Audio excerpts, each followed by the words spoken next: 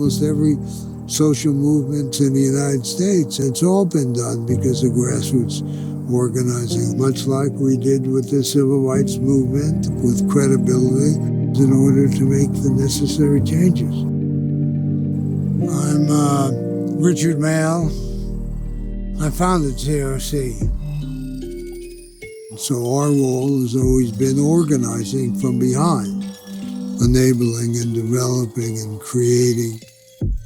Everything that CRC did was turned over to local people to take it over, so that the organizations eventually were run and led by local people. I mean, that's how leadership takes place, by assuming responsibility, by having a voice, by understanding how to talk to media, how to mobilize people, how to motivate, how to build, how to create.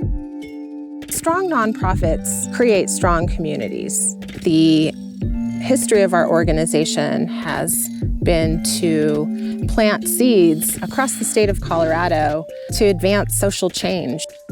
My name is Maria Fabula, and I'm the president and CEO of the Community Resource Center. Rural Colorado nonprofits are challenged by the distance from the Front Range, do not have access to capacity building resources.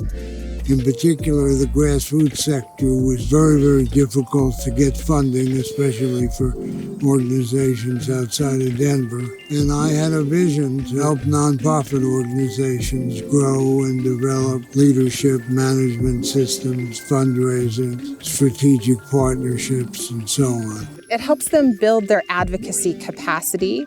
CRC exists to serve the underdog, the small community that can't get funding. We can work with them and provide services. I'm Tammy Mulligan. I'm the Chief Operations Officer at Community Resource Center. And I got involved with CRC in 2003 when I was a new executive director. I would refer to CRC as kind of like having the bat phone, because when I called, they helped me figure out what I needed to do next. What you find in a lot of those rural areas is you see a real strength in the community. Each year, 2 rural regions of the state have a Rural Philanthropy Days conference. We organized as a way to start to bring funding sources and donors into the community. Some of these organizations that are there are the only nonprofit in 100 miles, and they need the kind of services that CRC can bring to them to really make their community thrive. So CRC has created opportunities to connect. What those communities need is what they need. It may be offered somewhere else, but they need those services in their community. So an AmeriCorps member serves a 1-year term. They work in partnership with rural nonprofits to help build their capacity, help them do their good work even better.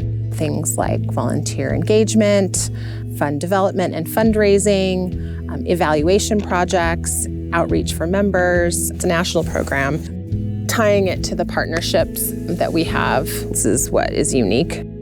It takes a significant amount of administrative and operational support to manage federal grant, and so CRC was able to fill that gap and provide that resource to small nonprofits who wouldn't otherwise be able to tap into this resource. We knew we had something really special in this work and in this program, and it felt in some ways that we were a little bit ahead of our time, quite frankly, that the sector itself hadn't really grappled with or accepted advocacy as like a central core component of what it should be doing. My name is Emily Shamsady, and I worked at CRC running the Participation Project and the Root Causes Network.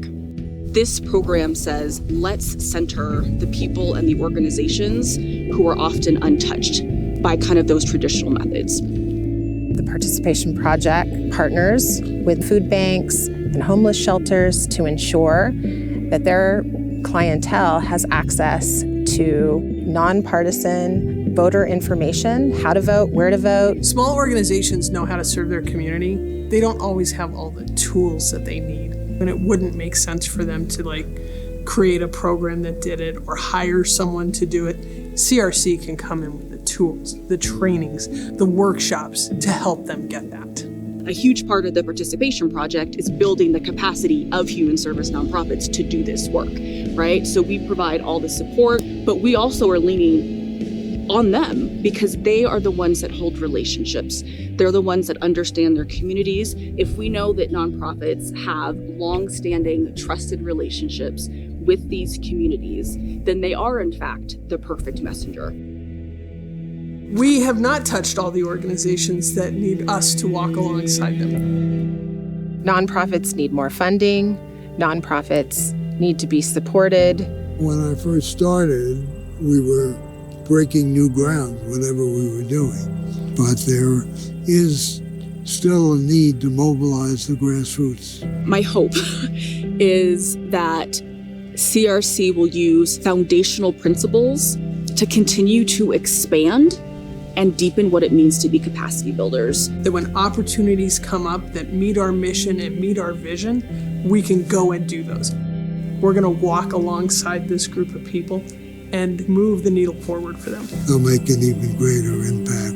It's exciting to know what impact we will have in the next 40 years. And CRC has said yes to things all along. It's been an unbelievable catalyst. We are a force to be reckoned with, a force of social change.